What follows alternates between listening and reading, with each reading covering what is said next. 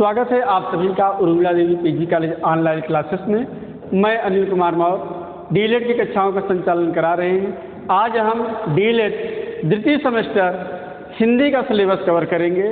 पिछली कक्षाओं में हमने गद्य पद्य का शुद्ध उच्चारण पढ़ाए थे। आज हम अब अभिव्यक्ति पढ़ाएंगे। वास्तव में अभिव्यक्ति होता क्या है, अभिव्यक्ति का अर्थ क्या है, अभिव्यक्ति की परिभाषा क्या है। अभिव्यक्ति क्या है? हम जो कुछ भी बोलते हैं यह एक अभिव्यक्ति है। कोई भी व्यक्ति किसी के सामने जब शब्दों का प्रस्तुत होता है तो वह एक अभिव्यक्ति कराता है। 84 लाख योनियों में मनुष्य ही एक ऐसी योनि है जो दूसरी को बात को समझता है और अपनी बात को कहता है। यही अभिव्यक्ति है। जो व्यक्ति जितना ही सरल ढंग से किसी बात को प्रस्तुत करता है वही उसका अभिव्यक्ति कहलाता है। अभिव्यक्ति कैसा होना चाहिए? चाहे हम हो चाहे आप हो, किसी किसी की अभिव्यक्ति लोगों को बहुत अच्छी लगती है, लेकिन किसी किसी की अभिव्यक्ति को बहुत खराब लगती है, बहुत बुरा लगता है। बोलते हर कोई है, लेकिन उनकी बोलने की शैली अलग अलग होती है। तो ही आज हम आपको पढ़ाएंगे अभिव्यक्ति। अभिव्यक्ति कितने प्रकार का होता है? अभिव्यक्ति 2 प्रकार का होता है। कितने प्रकार का होता है? 2 प्रकार के। कौन कौन से? एक होता है मौखिक अभिव्यक्ति, ठीक, पहला होता है मौखिक अभिव्यक्ति, और दूसरा है लिखित अभिव्यक्ति।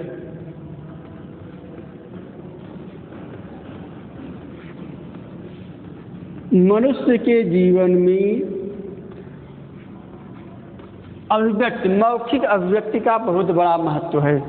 हमने कई बार कहा है, जब बच्चा पैदा होता है तो एक कोरा कागज की तरह होता है, उसको कुछ मालूम नहीं है कि क्या भाषा है, क्या, सिर्फ स्वतंत्र है, सिर्फ एक ही चीज़ से, और रोना। लेकिन जैसे जैसे बड़ा होता है, वातावरण के संपर्क में आता है, समाज के संपर्क में आता है, माँ बाप के संपर्क में आता है, तो धीरे धीरे वो अभिव्यक्ति करना सीख जाता है। ठीक, क्या करना सीख जाता है? अभिव्यक्ति। तो बालक जब सीखता है तो पहले मौखिक अभिव्यक्ति ही सीखता है। क्या सीखता है? मौखिक अभिव्यक्ति।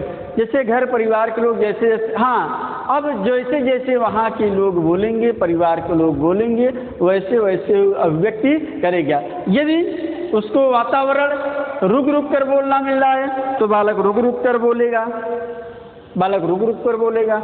और उसको सही वातावरण मिल रहा है तो सही शब्दों का प्रयोग करेगा।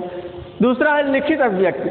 जब व्यक्ति मौखिक अभिव्यक्ति में निपुण हो जाता है, कुछ कुछ चीज़ ऐसे होती है जहाँ मौखिक अभिव्यक्ति काम नहीं करता है, तब वहाँ आपको लिखित अभिव्यक्ति अपनाना पड़ता है। तो आइए हम बात करते हैं पहले स्वतंत्र अभिव्यक्ति के अर्थ के बारे में। मनुष्य अपनी जिन विशेषताओं के कारण पशु से अलग है, उसकी सबसे बड़ी विशेषता है कि मौखिक अभिव्यक्ति। मनुष्य और पशु में क्या अंतर है? अरे मनुष्य भी खाता है, पशु भी खाता है, वो भी सोता है, वो भी सोता है, लेकिन अंतर है उनकी अभिव्यक्ति का। मनुष्य को यदि कोई काम कहिए, मनुष्य की किसी बात को कहिए तो तुरंत उसका स्वतंत्र अभिव्यक्ति देता है वो। यानी आप कोई भी चीज़ उससे कहेंगे तो तुरंत उसका रिप्लाई, उत्तर देगा। ये गुण सिर्फ और सिर्फ किसमें पाया जाता है? ये गुण सिर्फ और सिर्फ मनुष्य में ही पाया जाता है। ठीक, व्यक्ति वही है जो व्यक्त कर सके, यानी व्यक्ति वही है जो अपनी बात को प्रभावशाली ढंग से व्यक्त कर सके। अक्सर आप लोगों ने देखा होगा कि कभी कभी आप कंपटीशन देते हैं, एग्ज़ाम देते हैं, चलिए वो तो बहुत दूर की बात हो गई। मान लीजिए आपने एग्ज़ाम दिया, घरेलू एग्ज़ाम दिया, बोर्ड का एग्ज़ाम दिया, तो कुछ लोग बोलने में बहुत अच्छे माहिर होते हैं, मौखिक अभिव्यक्ति में बहुत अच्छे होते हैं, लेकिन लिखित अभिव्यक्ति में वो कमज़ोर होते हैं। ठीक, तो कभी कभी देखते हैं कि क्लास में शांत रहने वाला व्यक्ति लिखित परीक्षा में टॉप कर जाता है और क्लास में जो ज़्यादा व्यक्ति बोलता है, जो मौखिक अभिव्यक्ति अच्छे से कर लेता है, वो उससे पीछे हो जाता है। क्यों? क्योंकि वो लिखित अभिव्यक्ति में माहिर है। देखिए यहाँ बात दोनों चीज़ आती है। कभी कभी कुछ एग्जाम ऐसे भी होते हैं जहाँ आपको मौखिक और लिखित दोनों का भी समायोजन कर होगा, तभी आप उस एग्जाम को क्वालिफाई कर पाएंगे, पास कर पाएंगे। मान लीजिए कोई भी एग्जाम हो, लिखित अभिव्यक्ति में बहुत आप अच्छे नंबर ले आ दिए, लेकिन व्यक्ति फेल होगा कहाँ? मौखिक अभिव्यक्ति में। कोई भी हो, जैसे मान लीजिए कोई पीसीएस की परीक्षा होती है जहाँ इंटरव्यू तक होता है, लेकिन हाँ लिखित अभिव्यक्ति में तो बहुत अच्छा होता है, लेकिन जाकर जो वहाँ मौखिक अभिव्यक्ति होता है तो बात वह व्यक्ति अपनी बात उस विषय पर उतने प्रभावशाली ढंग से नहीं लिख पाता है, अपने प्रभावशाली ढंग से उस व्यक्ति के सामने नहीं रख पाता है। तो व्यक्ति के जीवन में मौखिक अभिव्यक्ति, एक सफल व्यक्ति के जीवन में मौखिक अभिव्यक्ति और लिखित अभिव्यक्ति दोनों ही जरूरी हैं। ठीक, देखिए अब इसमें कौन कौन से क्या क्या से गुण होते हैं। देखिए, स्वतंत्र अभिव्यक्ति व्यक्ति के जीवन में सफलता का बहुत बड़ा कारण होता है। ये स्वतंत्र अभिव्यक्ति जो है ये मनुष्य के जीवन में सफलता का बहुत बड़ा कारण होता है। क्यों कारण होता है? देख लीजिए, जैसे लिखित अभिव्यक्ति अच्छी होती है, वह परीक्षा में दूसरों से अच्छे अंक पा जाता है। मौखिक अभिव्यक्ति पर बल व्यक्ति साक्षात्कार में चुना जाता है।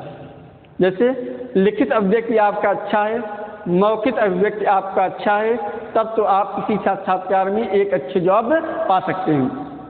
इस समय कंपटीशन का ज़माना है, सब लोग जानते हैं कि आज के समय में दोनों में माहिर होना एक सफल व्यक्ति के बारे में बहुत ही आवश्यक है। यदि आप मौखिक अभिव्यक्ति में अच्छे हैं, लिखित अभिव्यक्ति में अच्छे हैं नहीं हैं, तो आप एक अच्छी नौकरी नहीं पा सकते हैं। ठीक, एक अच्छी नौकरी नहीं पा सकते हैं। आप लिखित में अच्छे हैं, मौखिक अभिव्यक्ति में अच्छे नहीं है, तो आप एक अच्छी नौकरी नहीं पा सकते हैं। उसके लिए आपको क्या चाहिए? मौखिक और लिखित अभिव्यक्ति दोनों में। जैसे आपने देखा होगा कि कभी कभी राजनीति के बारे में बात करते हैं, राजनीति में वही व्यक्ति सफल होता है जिसकी मौखिक अभिव्यक्ति बहुत अच्छी होती है, वही व्यक्ति सफल होता है। अक्सर आप लोगों ने देखा होगा कि हाई स्कूल पास व्यक्ति, इंटर पास व्यक्ति, यहाँ तक कि ना पढ़ा लिखा व्यक्ति भी एक अच्छा नेता बन जाता। क्यों? क्योंकि ये एक अच्छा वक्ता है। और वक्ता क्यों होता है? क्योंकि उसकी मौखिक अभिव्यक्ति बहुत अच्छी होती है। उसको भाषा या शब्द ढूंढने की आवश्यकता नहीं होती है, क्रमबद्धता के साथ अपनी बातों को मौखिक अभिव्यक्ति के द्वारा जनता के सामने इतनी अच्छी तरीके से रखता है कि जनता को लगता है कि हाँ यार वास्तव में ये बात सही कह रहा है। और मान लीजिए एक लिखित अभिव्यक्ति उसके पास बहुत दिमाग है और उसके पास बहुत दिमाग है, वह अपनी बात जनता के सामने सही से नहीं रख पाता है, तो उसको मान लिया जाता है कि उसमें निपुण नहीं है। उदाहरण के तौर पर आप लोग बुरा मत मानिएगा, राजनीति की बात हो रही है तो एक तरफ पूर्व प्रधानमंत्री मनमोहन सिंह को ले लीजिए और एक तरफ वर्तमान प्रधानमंत्री को ले लीजिए। ठीक, पूर्व प्रधानमंत्री और वर्तमान प्रधानमंत्री में आपको क्या अंतर लगता है? पूर्व प्रधानमंत्री, इसमें कोई दो राय नहीं, कोई बुद्धिमान है, लेकिन वो लिखित अभिव्यक्ति में निपुण थे। लिखित अभिव्यक्ति मतलब अक्सर देखते हैं कि जो भी बड़े नेता लोग होते हैं क्या करते हैं? वो लिखी हुई बातों को पढ़ते हैं, तो वह एक अच्छा नेता नहीं हो सकता है। वर्तमान प्रधानमंत्री को ले लीजिए, वो जब भी बोलते हैं, उदाहरण के तौर पर मैं बता रहा हूँ, ये हमारा वक्तव्य है, किसी दूसरे का नहीं है, वो जब भी बोलते हैं तो लोगों के ऊपर एक प्रभाव पड़ता है, कहाँ वास्तव में ये जो बोल रहे हैं। क्यों? क्योंकि वो पूरे तार्किक ढंग से बोलते हैं, समाज और परिस्थिति को और वातावरण को देखते हुए बोलते हैं। तो जितनी अच्छी उनकी मौखिक अभिव्यक्ति है उतनी अच्छी लिखित अभिव्यक्ति भले अच्छी न हो, लेकिन मौखिक अभिव्यक्ति बहुत अच्छा है। तो कहने का मतलब एक सफल व्यक्ति वही हो सकता है जिसकी मौखिक अभिव्यक्ति हो। जैसे मान लीजिए वकील कब सफल हो सकता है? लिखने में अगर आप अच्छे हैं तो आप सफल नहीं। वकील के लिए क्या चाहिए? मौखिक अभिव्यक्ति, बोलने में निपुणता हासिल हो, प्रेजेंट ऑफ माइंड, शब्द ढूंढने की जरूरत है। व्यक्ति जैसे ही सामने वाला कोई व्यक्ति कहे तुरंत उसका आप कार्ड ढूंढिए और उसी बात को कह दीजिए। ये क्या है? मौखिक अभिव्यक्ति है। और क्या हो सकता है? एक अध्यापक वही होता है जो मौखिक अभिव्यक्ति में निपुण होता है, वो सफल अध्यापक होता है। एक सेल्समैन, एक अच्छा बिजनेसमैन वही हो सकता है जो मौखिक अभिव्यक्ति में निपुण हो, वही एक अच्छा सेल्समैन हो सकता है, एक अच्छा बिजनेसमैन हो सकता है। तो आपने देखा होगा कि मौखिक अभिव्यक्ति कोई भी चीज़ होता है, किसी भी चीज़ का इंप्रेशन के लिए मौखिक अभिव्यक्ति बहुत जरूरी है। मान लीजिए अब आपको एक अधिकारी बनना है, तो आपको क्या करना चाहिए? यहाँ नेता की बात होगी, मंत्री की बात होगी। एक अच्छे अधिकारी बनने के लिए पहले आपको लिखित अभिव्यक्ति होनी जरूरी है। आप मौखिक अभिव्यक्ति में बहुत अच्छे हो, मौखिक अभिव्यक्ति में बहुत अच्छे हैं, लेकिन जब तक आप लिखित अभिव्यक्ति में अच्छे नहीं होंगे, उसमें क्या चाहिए? एक अधिकारी के लिए दोनों गुण होना अति आवश्यक है। कौन कौन से? मौखिक, लिखित अभिव्यक्ति के साथ साथ मौखिक अभिव्यक्ति होना। तो यदि वो लिखित में अच्छे अंक नहीं पाएंगे और मौखिक में अच्छे अंक नहीं पाएंगे तो अधिकारी नहीं बन पाएगा। लिखित में भी आपको अच्छे अंक ले आना है और मौखिक अभिव्यक्ति में भी अच्छे ले आना है, तब जाकर आप एक सफल अधिकारी बन पाएंगे। तो वही चीज़ हुआ ना, ठीक? तो ये रहा है आपका अभिव्यक्ति। जैसे अभिकर्ता, सेल्समैन, मंची कलाकार, मंच कलाकार। एक अच्छा कलाकार वही होता है जो मौखिक अभिव्यक्ति में अच्छे होते हैं। जितने भी कलाकार हो देख लीजिए, उदाहरण के तौर पर यदि हम कलाकार, आज की सिनेमा का ज़माना है तो उसमें देखिए, चाहे नाना पाटेकर हो, चाहे राजकुमार हो, चाहे गोविंदा, जितने भी हो, देखिए सब मौखिक अभिव्यक्ति कितनी अच्छी तरीके से अपनी बात दूसरे को सामने रख देते हैं। वही एक विलेन को ले लीजिए, वो अपनी बात अच्छे से नहीं रख पाता है। तो क्या है ये? मौखिक अभिव्यक्ति। आपको अच्छे से समझ में आ गया होगा कि वास्तव में मौखिक अभिव्यक्ति क्या होता है। सामान्यतः हम अपने दैनिक जीवन में भी देखते हैं कि अपने पक्ष को उपयुक्त समय पर उपयुक्त शब्दों में रखने वाला व्यक्ति प्रायः लाभ में रहता है। इस प्रकार हम देखते हैं कि अभिव्यक्ति चाहे वह मौखिक हो या लिखित हो, हमारे जीवन में महत्वपूर्ण स्थान रखता है। ठीक? तो इसे भी हमने कहा ना कि आपने देखा होगा जिसकी मौखिक अभिव्यक्ति बहुत अच्छी होती है, वो प्रायः देखते हुए व्यक्ति सक्सेस होता है। हमारे जीवन में मौखिक समय, जो इस समय चल रहा है, मौखिक अभिव्यक्ति के साथ साथ लिखित अभिव्यक्ति भी बहुत जरूरी है। मान लीजिए आप बोलने में बहुत अच्छे, कोई कहते भैया कि 4 लाइन लिख दीजिए, आपको पता ही नहीं। आप बहुत अच्छे पढ़ने में हैं, बहुत अच्छे तरीके से अपनी बात को रख लेते हैं, कोई कहे भैया कि आप एक लेटर लिख दीजिए, आपको पता ही नहीं। तो अगर आपको जीवन में सफलता पानी है तो मौखिक अभिव्यक्ति के साथ लिखित अभिव्यक्ति बहुत जरूरी है। ये रहा मौखिक अभिव्यक्ति का अर्थ है। अब परिभाषा, यदि हम किसी चीज़ की परिभाषा यदि कहते हैं तो मान चलिए हम उसको बांध देते हैं, मानी उसकी महत्ता को कम कर देते हैं। लेकिन अभिव्यक्ति को और अधिक स्पष्ट करने के लिए हमें कुछ परिभाषाओं पर दृष्टिपात करना होगा। एक एक शब्द देखिए स्वतंत्र अभिव्यक्ति की परिभाषा क्या है? स्वतंत्र अभिव्यक्ति अव्यक्त स्थूल या सूक्ष्म वस्तु के प्रति की गई मनोसंवेगिक प्रतिक्रिया है। अभिव्यक्ति क्या है?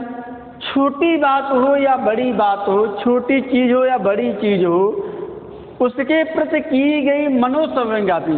किसी भी चीज पर यदि आप चर्चा करते हैं, किसी भी चीज पर आप बहस करते हैं, तो क्या होता है? उस अभिव्यक्ति होती है। जैसे आप लोग टीवी चैनल देखते हैं, डिबेट आता है, डिबेट में क्या होता है, 3-4 लोग उस क्षेत्र में माहिर लोग बैठे रहते हैं और अपनी अपनी बात प्रभावपूर्ण तरीके से कहते हैं। वही उसका उदाहरण डिबेट ये है कि अभिव्यक्ति क्या है, हम कोई चीज़ कहें, दूसरा चीज़ उसी का अंतर्गत, वही क्या होता है अभिव्यक्ति। व्यक्ति द्वारा किया गया, व्यक्ति द्वारा दिया गया उत्तर ही क्या होता है अभिव्यक्ति। तो वही होता है स्थूल या सूक्ष्म, छोटी या बड़ी बात को मनोसंवेगात्मक। जैसे कोई पूछ ले भैया आपका नाम क्या है, ठीक, तो ये क्या है, छोटी या बड़ी बात को तुरंत उसका उत्तर देना मनोसंवेगात्मक।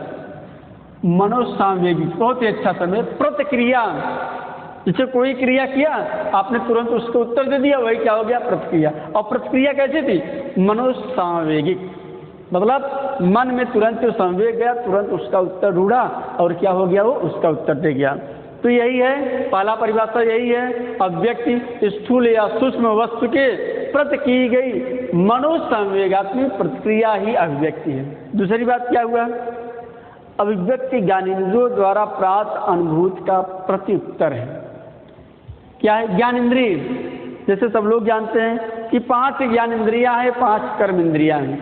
इसी ज्ञान इंद्रियां के द्वारा, चाहे कर्म इंद्रिय हो चाहे ज्ञान इंद्रिय हो, उसका प्राप्त अनुभूति क्या हुआ है, प्राप्त अनुभूति। जैसे कोई भी आप कार्य करते हैं, कोई भी चीज करते हैं, तो उसकी अनुभूति व्यक्ति को स्वयं होता है, उसकी क्या होती है अनुभूति। और उसी अनुभूति का जब वो उत्तर दे देता है, प्रत्युत्तर मतलब उसी अनुभूति का उत्तर दे देता है, तो वही कहलाता है अभिव्यक्ति। किसके द्वारा, ज्ञान इंद्रिय के द्वारा। जिससे कोई कहा कि आपने आगरा गया हुआ है, ठीक, तो आपने आगरा के बारे में देखा, वहाँ की ज्ञान इंद्रियाँ आपकी गई कि हाँ यार वास्तव में यहाँ ये चीज़ थे, ऐसे ऐसे हम लोग गए थे, बस से गए थे, वहाँ पर ये चीज़ थी, वहाँ पर ये चीज़ थी। तो क्या हुआ, ज्ञान इंद्रियों के द्वारा तुरंत यार वहाँ आप गए थे, वहाँ कोई नदी थी, किस नदी के किनारे बसा हुआ है आगरा, यार गए थे वहाँ बगल में एक नदी थी, क्या नदी थी, यमुना। तो आपने उत्तर दिया, प्रत्युत्तर दिया, किसके द्वारा, आपके ज्ञान इंद्रियां वहाँ तुरंत गई, आपकी इंद्रियां तुरंत गई, वहाँ की चीज़ों को कंठस्थ किया, तुरंत उसके आपके पास फोटो खींचा, हाँ वहाँ ये चीज़ थी, वहाँ क्या था, पानी कहाँ गिर रहा था, आपने हाथ कैसे धोया, किन किन स्थानों से होते वहाँ गए, वहाँ आपसे सबसे सुंदर स्थान कौन सा लगा, ये सब कौन देंगे, ये आपके ज्ञान इंद्रियां द्वारा प्राप्त जो आपको अनुभूत हुई थी, जो आपने उसके अनुभव किया था, उसी का प्रत्युत्तर देना है क्या होता है अभिव्यक्ति है ये, ठीक, ये परिभाषा है। तीसरा है अभिव्यक्ति वह शक्ति है जिसके द्वारा व्यक्ति अपने मंतव्य दूसरों को प्रकट करता है। क्या कहा इन्होंने, अभिव्यक्ति, देख लीजिए स्क्रीन पर, अभिव्यक्ति वह शक्ति है, कौन सी शक्ति है, जिसके द्वारा व्यक्ति अपने मंतव्य दूसरे पर प्रकट करता है। जैसे मान लीजिए हम कोई भी बात कहे और दूसरे पर उसको थोप दी कि नहीं आपको वहाँ जाने ही जाना है, तो क्या हुआ, दूसरे पर प्रकट करता है, तो वही क्या होता है अभिव्यक्ति। किसके द्वारा, शक्ति के द्वारा। कौन सी शक्ति, व्यक्ति अपने मंतव्य, ठीक, जैसे कुछ लोग होते हैं कि अपनी ही बात दूसरे पर थोपने का प्रयत्न करते हैं, नहीं जो मैं कह रहा हूं वही सही है, ठीक, मथुरा में श्री कृष्ण का मंदिर है तो है, ये तो वही है, इसमें कोई दो राय नहीं है। हाँ, आगरा किस लिए प्रसिद्ध है, अगर मान लीजिए दूसरे के लिए अपना अपना कारछट जो भी आंसर दे, भैया ये है मंतव्य। यदि अपनी बात कहलाना हो, दूसरों को प्रकट करना ही क्या होता है, ये अभिव्यक्ति है। चलिए, तो अभिव्यक्ति का अर्थ हुआ, अभिव्यक्ति की परिभाषा हुआ। तो 3 परिभाषा थी, सिंपल सा चीज़, आप उसको याद कर लेते हैं। पहले में क्या था, स्थूल या सूक्ष्म वस्तु मनोसंवेगात्मक प्रतिक्रिया, जो मन छोटी या बड़ी बात को मन को जो संवेगित करे, उत्तेजित करे, उसी की प्रतिक्रिया करना क्या है अभिव्यक्ति। दूसरी ज्ञान इंद्रियों के द्वारा प्राप्त अनुभूति थी।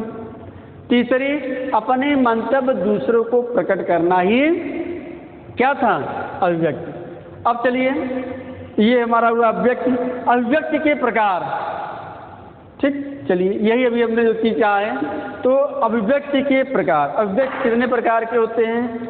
अभिव्यक्ति मुख्य रूप से 3 प्रकार के होते हैं।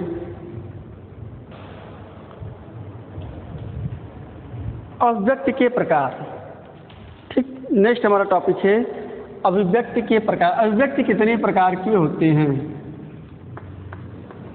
अभिव्यक्ति मुख्य रूप से 3 प्रकार के होते हैं। कौन कौन से होते हैं देख लीजिए। पहला है मौखिक अभिव्यक्ति,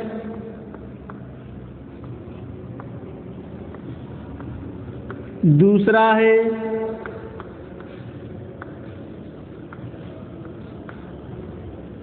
लिखित अभिव्यक्ति,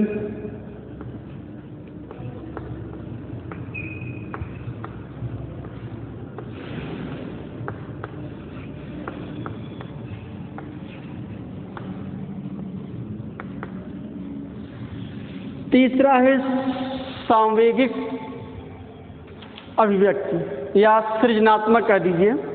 तीसरा है सृजनात्मक।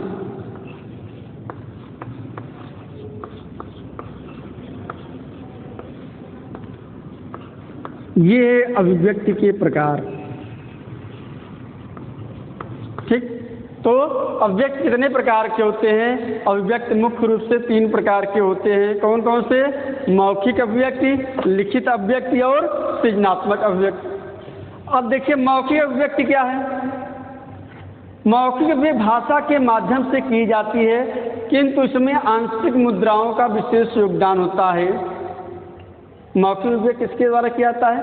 भाषा के द्वारा। हम जो कुछ भी बोलते हैं या जो कुछ भी सुनते हैं वो मौखिक अभिव्यक्ति के द्वारा ही होता है।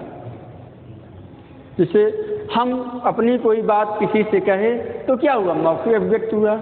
कोई आपसे पूछा भैया आपका क्या नाम है, तब आपने उसका उत्तर दिया, उसने आपको क्या किया? प्रश्न पूछा, ठीक, तो आपको क्या हुआ? वो भी मौखिक अभिव्यक्ति हुआ। आपने उसका उत्तर दिया, वो भी मौखिक अभिव्यक्ति हुआ। तो मौखिक अभिव्यक्ति हुआ। लिखित अभिव्यक्ति, कभी कभी कुछ लोग अपनी बातों को कहने के लिए किसी दूसरे माध्यम से सहारा लेते हैं, तो दूसरे माध्यम से सहारा लेने मतलब लिखित अभिव्यक्ति। जैसे आज से पहले व्यक्ति किसी का जब हाल चाल समाचार लेता था तो मौखिक अभिव्यक्ति कब हो सकता है? जब व्यक्ति आमने सामने होता है तब मौखिक अभिव्यक्ति हो सकती है। लेकिन जब व्यक्ति आमने सामने ना होता तब लिखित अभिव्यक्ति का सहारा लेना पड़ता था। आज ऐसा समय आ गया है कि लिखित अभिव्यक्ति बहुत कम हो गया है। जब से मोबाइल का ज़माना आ गया है तब से लिखित अभिव्यक्ति का महत्व कम हुआ है, खासकर आम बोलचाल की भाषा में कहिए। लेकिन आप भी जब भी आप पढ़ते हैं तो एग्जाम होता है किसके माध्यम से? लिखित अभिव्यक्ति माध्यम से। आपको नौकरी मिलती है किसके माध्यम से? लिखित अभिव्यक्ति माध्यम से। तो समाज में अगर आपको रहना है तो दोनों चीज़ों का विशेष महत्व है, मौखिक और लिखित। अब मौखिक अभिव्यक्ति में क्या क्या चीज़ होना जरूरी है? देखिए, मौखिक अभिव्यक्ति की निम्नलिखित विशेषताएं होनी चाहिए। इसकी क्या क्या विशेषताएं होनी चाहिए मौखिक अभिव्यक्ति की? पहला है सुसभ्रता। सुसभ्रता मतलब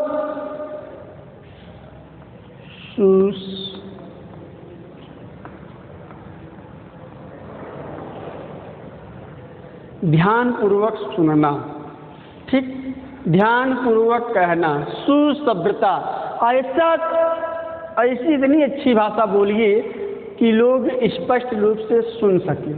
देख लीजिए ये विशेषताएं हैं। पहला है सुसभ्रता, यानी आप अपनी बात इतनी अच्छी तरीके से रखें, इतना सुस्पष्ट हो कि सुनने वाला व्यक्ति उसे आसानी से सुन सके, समझ सके और उसकी अपनी प्रतिक्रिया दे सके। कभी कभी कुछ लोग ऐसे होते हैं कि उनकी बात ही स्पष्ट नहीं हो पाती तो सुनने वाला उत्तर क्या देगा? तो सबसे जरूरी है सुसभ्रता। इतनी स्पष्ट बोलिए कि सुनने वाला व्यक्ति अच्छे से सुने और तब उसको अच्छे से आंसर दे सके। दूसरा है उचित गति। क्या है?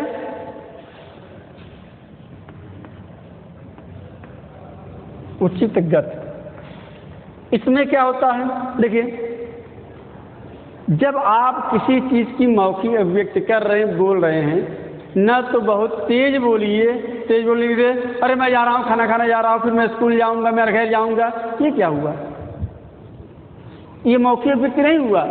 और न बहुत धीरे बोलिए, जैसे हाँ हम स्कूल जाएंगे फिर वापस आएंगे, तो ये नहीं हुआ। हाँ हम स्कूल जाएंगे, फिर स्कूल से घर वापस आएंगे, फिर हम बाजार जाएंगे, यानी उचित गति होनी चाहिए बोलने में। आपने देखा होगा कि एक अच्छा वक्ता वही होता है जो अपनी बातों को बहुत आसानी से रखता है, एक एक बात उतार चढ़ाव के साथ बोलता है। तो अच्छे अभिव्यक्ति के लिए, मौखिक अभिव्यक्ति के लिए उचित गति का होना अत्यधिक आवश्यक है। यदि आप उचित गति के साथ नहीं बोल पाएंगे तो आपका मौखिक अभिव्यक्ति इतनी अच्छी नहीं होगी। नेक्स्ट है भावानुरूप उतार चढ़ाव।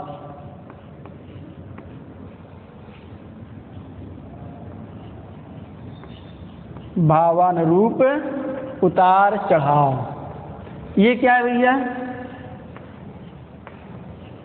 जैसा भाव हो, जैसी परिस्थिति हो, जैसा वहाँ का परिवेश हो, कहाँ बोलने वाले के लिए। आप किसी सभा में बोल रहे हैं, कहीं मंच पर बोल रहे हैं, आप मौखिक अभिव्यक्ति कर रहे हैं, तो वहाँ भाव के अनुरूप उतार और चढ़ाव होना चाहिए। जैसे यदि आप करुण रस कह रहे हैं तो आपकी बोली में ओजपूर्ण हो। आप बोलते बोलते ऐसा बोले, लास्ट में ऐसा गिराए कि अंतिम सब लोग खुद ही जान जाए कि वास्तव में ये चीज़ बोलने वाला है। तो देखते हैं कभी कभी लोग मौखिक अभिव्यक्ति के द्वारा एक दूसरे को खूब हंसा देते हैं, तो कभी कभी एक दूसरे को रुला भी देते हैं। ये किसके द्वारा होता है? मौखिक अभिव्यक्ति। लेकिन उसकी विशेषता क्या होता है? भाव अनुरूप उतार और चढ़ाव। क्या भाव होते हैं? कौन सी परिस्थिति में व्यक्ति हंसने लगता है?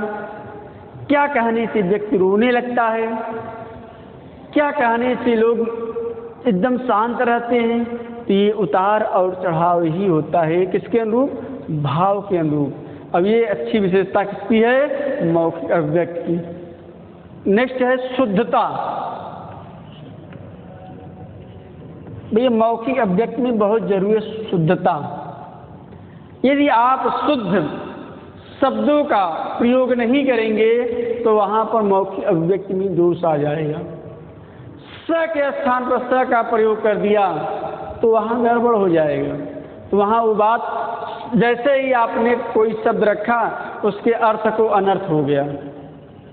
तो शुद्धता होना अति आवश्यक है मौखिक अभिव्यक्ति में।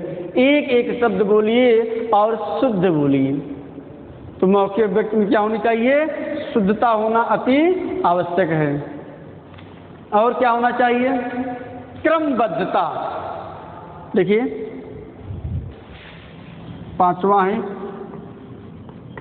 क्रमबद्धता। कोई भी बात आप कहिए तो आप उसी क्रम में कहते चले जाइए। कुछ लोग होते हैं बात कहीं और कहते हैं लेकिन उसको कहीं और ले जाकर कह देते हैं। जैसे आप किसी टॉपिक की बात कर रहे हैं, मान ली हिंदी की बात कर रहे हैं, तो एक शब्द हिंदी के, दूसरे शब्द आप संस्कृत चले गए, तीसरे अंग्रेजी चले गए, चौथे आप इतिहास चले गए, भूगोल। नहीं, ये नहीं होता है। तो आपको अगर किसी मौखिक अभिव्यक्ति, किसी आप टॉपिक पर बात कर रहे हैं तो उसमें क्रमबद्धता होना चाहिए। अगर आपका क्रमबद्धता नहीं होगा आप मौखिक अभिव्यक्ति सही से नहीं कर पाएंगे, इसमें कोई दो राय नहीं है। और नेक्स्ट है, उसके बाद क्रमबद्धता के बाद है अवसर अनुकूलता। क्या है? अवसर अनुकूलता। ये क्या चीज है?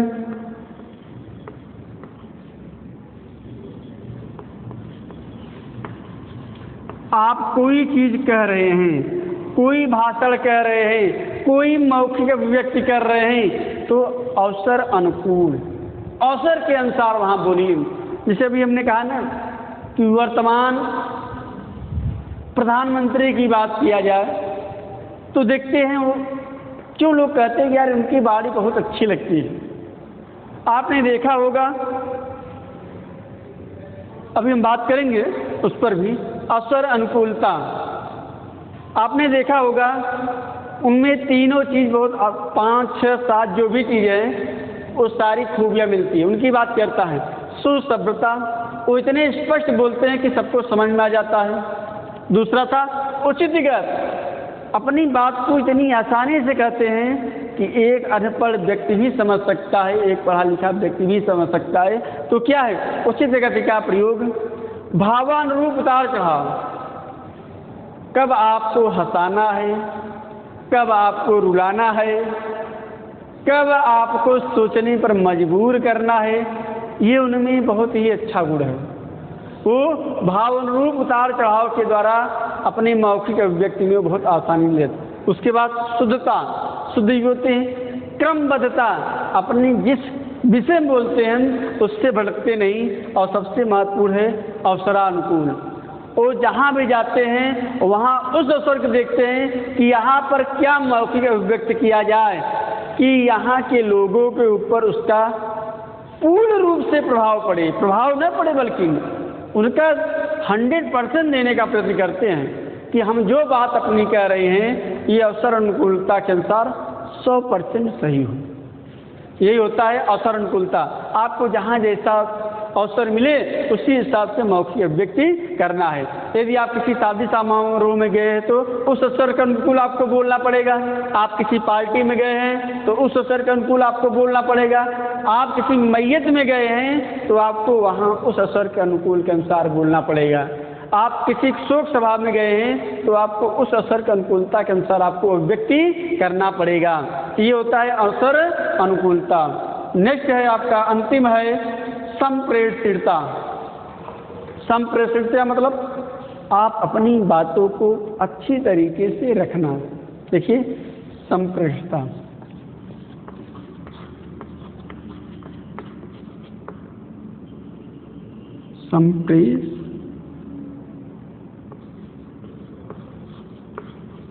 संप्रेषण मतलब वाद और विवाद, जो हम अपनी बात कहते हैं दूसरी की बात कहते हैं, वही होता है संप्रेषण। तो मौखिक अभिव्यक्ति के लिए हमने आपको बहुत अच्छे समझा दिया। इसको ये विशेषता होनी चाहिए, इसको आप याद कर लीजिएगा। पहला सुसभ्यता, दूसरा उचित गति, तीसरा भावा अनुकूल उतार चढ़ाव, चौथा शुद्धता, पांचवा क्रमबद्धता, छठवां अवसर अनुकूलता, सातवां संप्रेषण।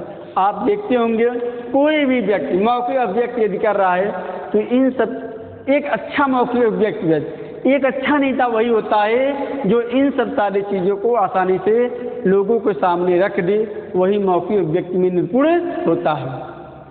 तो ये थे मौखिक अभिव्यक्ति। अब नेक्स्ट हम देख लेते हैं लिखित अभिव्यक्ति के कौन कौन सी विशेषता होती है जिसका पालन करके लोग एक अच्छा लिखित अभिव्यक्ति बन सकता है। देखिए लिखित अभिव्यक्ति किसी लिपि के माध्यम से ही लिखा जाता है, चाहे हिंदी की लिपि हो, चाहे अंग्रेजी की लिपि हो, चाहे उर्दू की लिपि हो, चाहे संस्कृत की लिपि हो।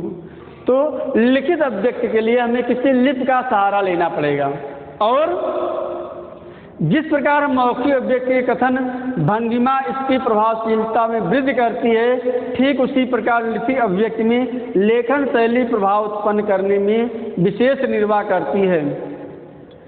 करें मौखिक अभिव्यक्ति में भाव भंगिमा का होना अत्यधिक आवश्यक है। भाव भंगिमा मतलब किसी का हाथ चलना, किसी का आँख चलना, किसी का मुंह चलना, ठीक। तो इसमें भाव भंगिमा का अत्यधिक महत्व होता है। यदि आप खड़े रहिए इस मूर्ति की तरह और आप लेक्चर दीजिए और आप मौखिक अभिव्यक्ति तो उतना प्रभावशाली नहीं होगा जितना आपका कोई अंग चले।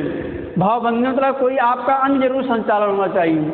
कभी कभी लोग आपकी बात नहीं समझ पाते, आप कुछ शब्द स्पष्ट नहीं कर पाते, लेकिन आपकी भाव भंगिमा के द्वारा वो समझ जाते हैं। तो देखिए लिखित अभिव्यक्ति की विशेषताएं देखिए क्या होता है, इसकी विशेषताएं पढ़िए।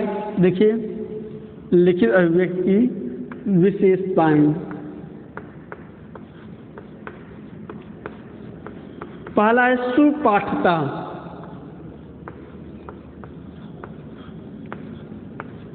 लिखित अभिव्यक्ति इतना सुंदर हो, इतना स्पष्ट हो कि लोग उसको आसानी से पढ़ सकें। ठीक, यदि लोग उसको आसानी से पढ़ेंगे तो उसका अर्थ आसानी से समझ जाएंगे। आपने देखा होगा कि जो व्यक्ति, कभी कभी कुछ व्यक्ति ऐसे होते हैं कि जो वो लिखते हैं सिर्फ वही पढ़ पाते, दूसरा नहीं पढ़ पाता। तो ये लिखित अभिव्यक्ति का अच्छा साधन नहीं है। लिखित अभिव्यक्ति वो होता है जिसमें सुपाठता, मतलब जिसको आसानी से पढ़ा जा सके, वही होता है लिखित अभिव्यक्ति। दूसरा है सुस्पष्टता।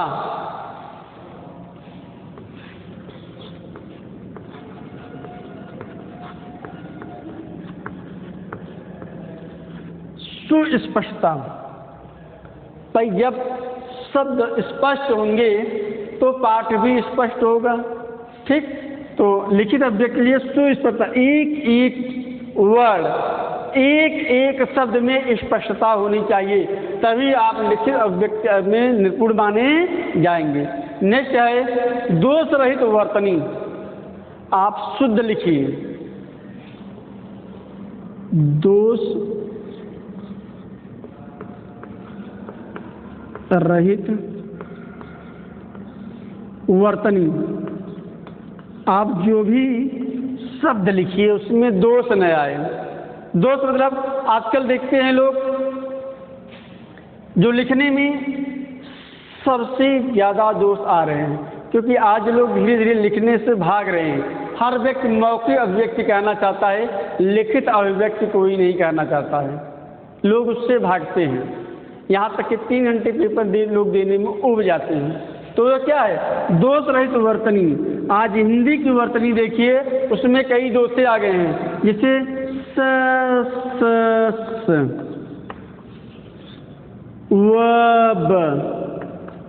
कुछ ऐसे शब्द हैं जिसमें लोग अंतर ही नहीं कर पाते। वकील होता है वकील होता है, वकुला होता है वकुला होता है। ठीक, पढ़ने सब बोल देते हैं, लेकिन लिखने को होता है। आज अक्सर आप देखिए कोई भी एग्जाम होता है तो वहाँ कहता है शुद्ध लिखिए। क्यों कहता है शुद्ध लिखने के लिए, या इनमें से कौन सा शुद्ध है? क्योंकि उसको भी मालूम है कि धीरे धीरे लोग शब्द को भूल जा रहे हैं। तो दोष रहित वर्तनी होने के लिए लिखित अभिव्यक्ति में सबसे जरूरी, अगर इन चीज़ों का दोष हो जाएगा तो लिखित अभिव्यक्ति अच्छे से नहीं हो पाएगा। नेक्स्ट है वाक्य रचना।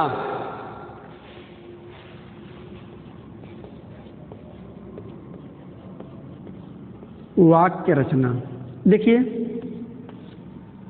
पहले तो वर्ड बनता है, वो कई वर्ड मिलकर शब्द बनते हैं, कई शब्द मिलकर वाक्य बनते हैं। तो लिखित अभिव्यक्ति के लिए जब वाक्य की रचना आप करने लगे तो उसमें सुस्पष्टता होनी चाहिए, दोष रहित होनी चाहिए, क्रमबद्धता होना चाहिए। यदि वाक्य रचना सही से नहीं होगा तो आप लिखित अभिव्यक्ति में निपुण नहीं हो पाएंगे। नेक्स्ट है आपका विराम चिन्ह।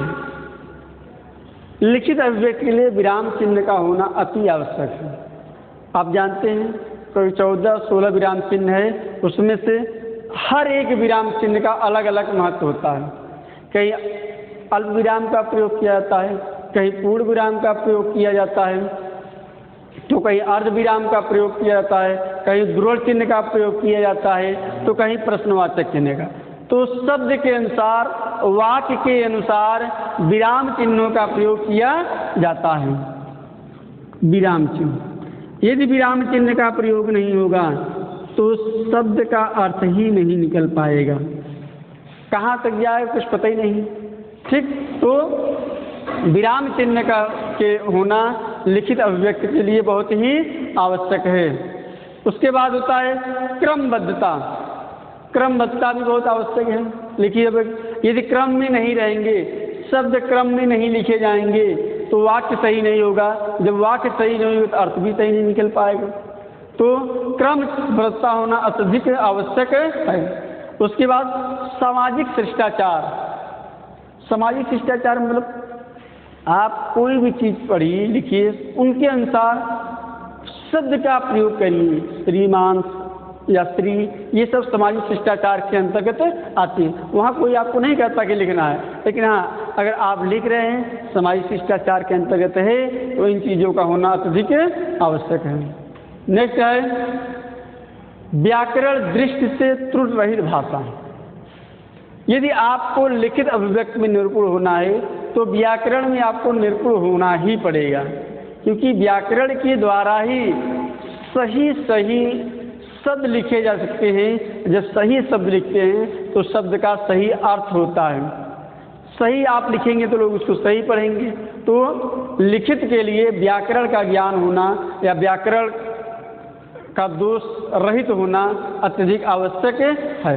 उसके बाद शब्द चयन, आप लिखित अभिव्यक्ति के लिए किन शब्दों का चयन कर रहे हैं, अवसर अनुकूलता के अनुसार शब्द चयन किया जाता है।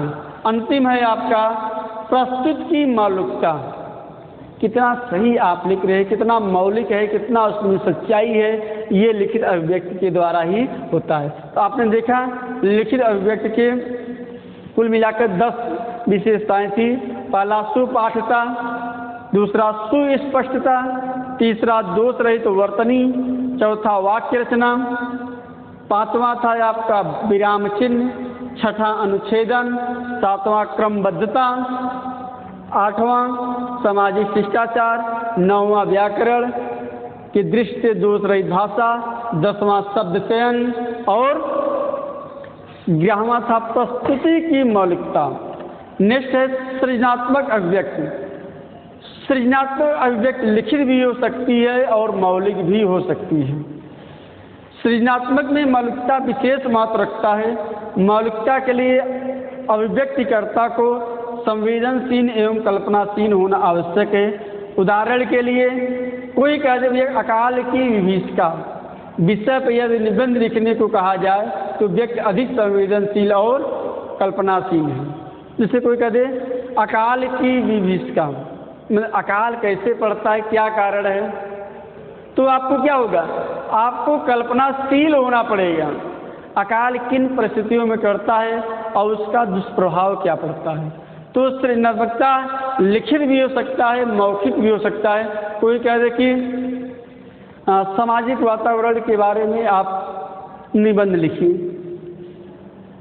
समाज आतंकवाद के बारे में निबंध लिखिए, तो वहाँ पर आपको क्या होना पड़ेगा, आपको वहाँ मौलिकता के दर्ज पर मौखिक के साथ साथ लिखित के साथ साथ आपको सृजनात्मक कल्पनाशील करना पड़ेगा। कल्पनाशील वो होता है उसी से रिलेटेड। आप कोई चीज़ कल्पना मतलब होता है बढ़ चढ़कर सोचना। आप किसी चीज़ पर विचार कर रहे हैं, किसी टॉपिक पर विचार कर रहे हैं, उसके बारे में और कितना अधिक सोच सकते हैं, कहाँ तक वो चीज़ जा सकती है, वो आता है सृजनात्मक अभिव्यक्ति का। तो इस प्रकार आपने देखा कि अभिव्यक्ति कितने प्रकार के होते हैं। अभिव्यक्ति 3 प्रकार के होते हैं। कौन कौन से होते हैं, मौखिक अभिव्यक्ति, लिखित अभिव्यक्ति और सृजनात्मक अभिव्यक्ति। उसकी विशेषता भी आप लोगों ने पढ़ लिया। अब अनुभूति, व्यक्ति कोई भी चीज़ करता है तो उसकी अनुभूति उसको जरूर होता है। किसी भी बात करिए तो उसके बाद अनुभूत होना अति आवश्यक है। जब व्यक्ति अभिव्यक्त करता है किसी भी विषय पर तो उसको कुछ अनुभूतियाँ होती हैं, कुछ अनुभव करता है। तो अनुभूति अभिव्यक्ति का बीज, जब व्यक्ति किसी बीज को बोता है, कोई बात कहता है, कोई चीज़ अपनी बात अभिव्यक्त करता है तो लोगों की उसको अनुभूति होती है। जैसे लोग कैसे कहते हैं, भैया आपने जो बात कही, जो व्यक्त किया हमारे बारे में, वो हमको बहुत बुरा लगा। इसका मतलब व्यक्ति ने कुछ अनुभव किया, कुछ सोचा, जिसको लगा कि हाँ यार वास्तव में ये चीज़ है, उसके पक्ष में कहा। किसी ने किसी के पक्ष के बारे में कहा, भैया कहा आपको बहुत हमारी बात अच्छी लगी, तो क्या हुआ, वो अनुभूति हुई। तो अभिव्यक्ति का बीज अब जब आप बोएंगे, किसी भी पक्ष पर आप उस पर बात चर्चा करेंगे, अपनी बात रखेंगे, तो उसमें कुछ अनुभूतियाँ होंगी। अनुभूतियाँ 2 प्रकार की होती है। पहला होता है स्व अनुभूति और दूसरा होता है गृहीत अनुभूति। स्व अनुभूति क्या होता है, स्वअनुभूति मतलब स्वयं की अनुभूति। स्वयं अनुभूति व्यक्ति के व्यक्तित्व अनुभव से उत्पन्न होता है, व्यक्तिगत अनुभव से उत्पन्न होता है। जैसे कोई बात किसी व्यक्ति ने कहा तो उसको व्यक्तिगत क्या अनुभव हुआ, उसने अपने बारे में वास्तव में क्या सोचा, तो वही वह स्वानुभूति। तो स्वानुभूति व्यक्ति के व्यक्तित्व अनुभव से उत्पन्न होता है, लेकिन गृहीत अनुभूति को वह श्रव्य दृश्य माध्यम से ग्रहण करता है। उदाहरण के लिए मान लीजिए हिमालय है, हिमालय के विषय में कोई चर्चा करता है कि यदि आपने हिमालय नहीं देखा है लेकिन आपसे हिमालय पर निबंध लिखने कहा जाता है, आप गृहीत अनुभूति के आधार पर कहते हैं। गृहीत अनुभूति मतलब आपने हिमालय का चीज़ देखा है, हिमालय का आप वहाँ गए नहीं हैं, लेकिन आपने चित्र को देखकर कुछ चीज़ें ग्रहण किया हुआ है। तो आप बताएंगे भैया हिमालय पे बड़े बड़े चोटी होती है, वहाँ पर बर्फ़ होते हैं, ठीक, वहाँ पर बर्फ़ होते हैं, वहाँ पर चोटी होती है, वहाँ पर तापमान बहुत कम होते हैं, तरह तरह की बात आप करेंगे। तो किसके अनुवाद पर? गृहीत अनुभूति के बारे में, किसी दूसरे के बारे में आपने सुना है और उस चीज़ को ग्रहण किया है, वही उसके सामने कह देंगे। लेकिन कोई आपसे आगरा के बारे में पूछे और आप आगरा गए हुए हैं तो वहाँ बताएंगे भैया कि ये चीज़ किसके आधार पर? स्व अनुभूति के बारे में। आप आगरा के बारे में बताएंगे कि हाँ वहाँ पर ये चीज़ है, आप वहाँ के एक एक दृश्य के बारे में आपने क्या अनुभव किया तो उसकी चर्चा, और दूसरे व्यक्ति के सामने अपनी बात अच्छी से रखेंगे कि भैया ये वहाँ पर ऐसी ऐसी चीज़ है। तो अभिव्यक्ति का बीज दो प्रकार से यहाँ पर था, एक था स्व अनुभूति की बीज, दूसरा था गृहीत अनुभूति की बीज। उसके बाद देखिए स्व अनुभूति में व्यक्ति स्वयं का अनुभव करने लगता है, उसके दो पक्ष पर, या तो अच्छाई पर या तो बुराई पर। किसमें? स्व अनुभूति में। उसके बाद बालकों की स्वतंत्र अभिव्यक्ति का महत्व। बालक की स्वतंत्र अभिव्यक्ति का महत्व क्यों है? बालक जितनी अच्छे से अपनी बात को दूसरे के समक्ष रख पाएगा। देखिए नेक्स्ट, बालक के स्वतंत्र अनुभूति का महत्व। बालक जितनी अच्छे से अपनी बात दूसरे के सामने रख पाएगा उतने ही अच्छे से वो अपनी बात को प्रकट कर सकता है। तो देख लीजिए स्वतंत्र अनुभूति के बारे में। बालक की स्वतंत्रता के अनुभूति में हम हो चाहे आप हो, किसी को स्वतंत्र छोड़ दिया जाए, स्वतंत्र छोड़ मतलब उसको बीच में रोकिए टोकिए मत, जो कह रहा है उसको कहने दीजिए, तब तो उसके ऊपर कुछ प्रभाव पड़ेगा। बालक कुछ और बोल रहा है और आप बीच में टोक दिए तो न तो आपकी बात पर चल पाएगा न तो स्वयं की बात पर चल पाता है। इसलिए जब जैसे मान लीजिए स्वतंत्र अनुभूति की बात चलती है, बालक अनुकरण वाचन कर रहा है, ठीक, मान लीजिए अनुकरण वाचन होता है तो उसको उस समय अनुकरण वाचन करने दीजिए। यदि बीच में ही अगर आप उसको बोल देंगे कि ये गलत है ये गलत है तो उसकी स्वतंत्रता वहाँ भंग हो जाएगी, वो अपनी बात को अभिव्यक्ति नहीं कर पाएगा। क्यों नहीं कर पाएगा? क्योंकि उसको लगेगा कि हमारी स्वतंत्रता पर कोई बाधा उत्पन्न कर रहा है, ये बीच में टोक देंगे। तो व्यक्ति कोई कार्य कर रहा हो तो उसमें उसकी बाधक नहीं उत्पन्न होना चाहिए, ठीक।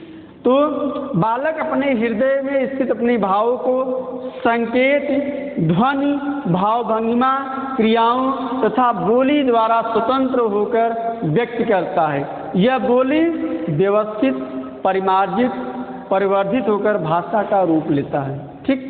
बालक किसके द्वारा बोलता है? कभी संकेतों के द्वारा, कभी भाषा के द्वारा, कभी भाव भंगिमा के द्वारा भी बोला जाता है।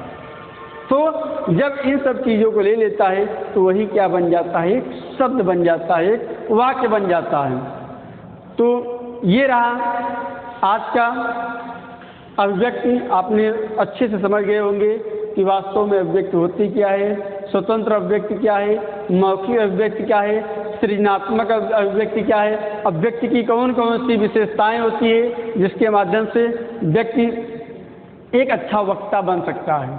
तो हमारा वीडियो आज कैसा लगा इस पर कमेंट जरूर करिएगा। मिलते हैं अगले वीडियो में, स्वतंत्र अभिव्यक्ति के महत्व के बारे में हम चर्चा करेंगे। तब तक के लिए धन्यवाद।